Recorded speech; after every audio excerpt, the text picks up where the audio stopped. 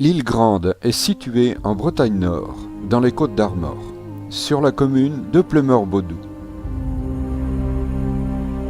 Cette île, reliée au continent par un pont, est pratiquement une presqu'île à marée basse, ceci dû à un estran s'étendant très loin.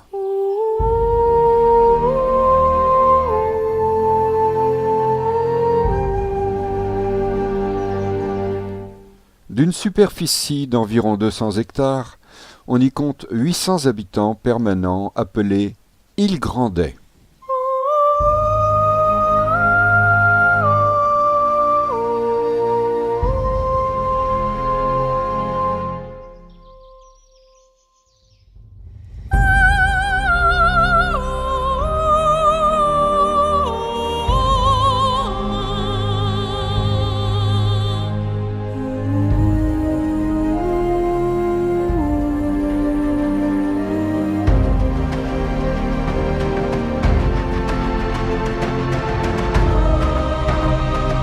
Le premier pont fut construit en 1891, il était métallique. À cette époque, l'île ne comptait qu'à peine une quarantaine de maisons. Un deuxième a été construit sur remblai percé d'une grosse buse en 1946. Il a été remplacé en 1974 par le pont actuel construit en béton.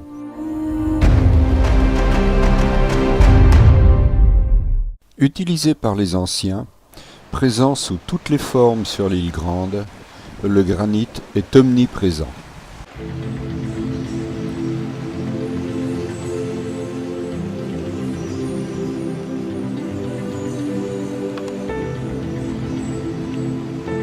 Le saviez-vous? Le granit est un assemblage de cristaux de quartz, de feldspath et de paillettes de mica que l'on peut voir briller sous le soleil comme des petits diamants. Il s'est formé il y a 300 millions d'années suite à la création d'une poche. Quelques centaines de milliers d'années plus tard, le magma, en se refroidissant, a donné le granit, que l'érosion des sols a rendu visible petit à petit. De cet amas de roches, point culminant de l'île, le panorama se découvre à 360 degrés.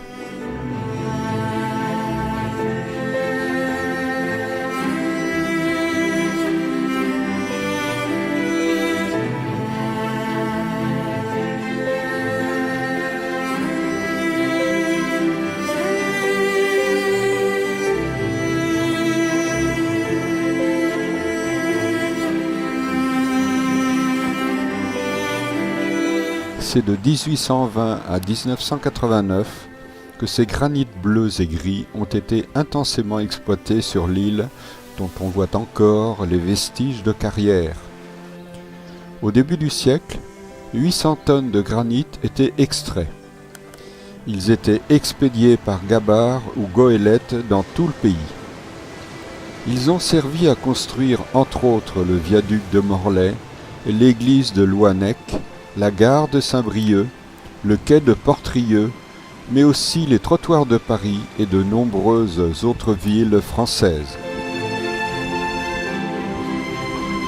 Travail difficile, mal payé, souvent accompli dans des conditions très dures dues aux marées, au climat, les exploitations finiront par souffrir du manque de main-d'œuvre au lendemain de la guerre, des grèves, de conflits d'intérêts, et surtout de l'ère du bitume. L'activité des carrières cessera définitivement en 1989. Pour rendre hommage à ces travailleurs, cette statue sculptée par M. David Puech a été offerte par un mécène.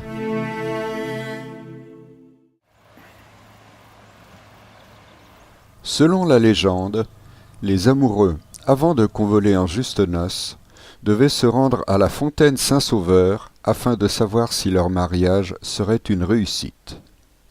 Ils s'agenouillaient l'un en face de l'autre sur la bordure de granit, lançaient chacun un morceau de mie de pain sur la surface de l'eau et attendaient. Si les deux parcelles ne se rencontraient pas, il valait mieux annuler les noces. Si par contre elles se joignaient, alors c'était de bon augure, et ils pouvaient organiser le mariage sans crainte.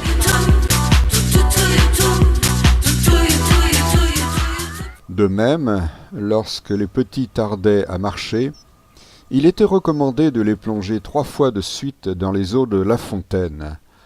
On peut comprendre qu'après ce bain forcé, ils ne souhaitaient pas le renouveler et faisaient des efforts pour satisfaire leurs parents.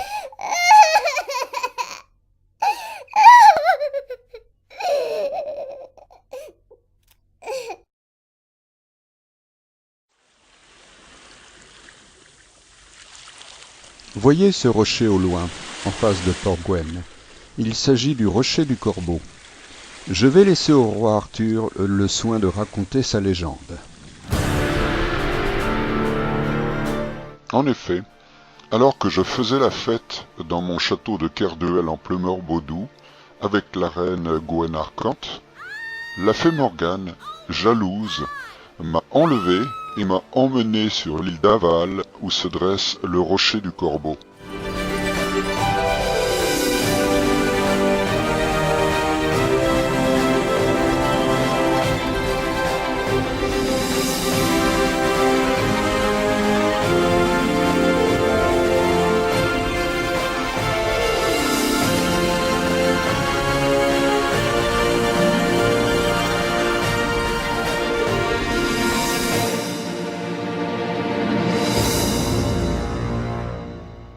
Je te dépose sur cette île et te rends invisible. Mais sois heureux, je te permets de visiter encore ton royaume, mais sous l'apparence d'un corbeau.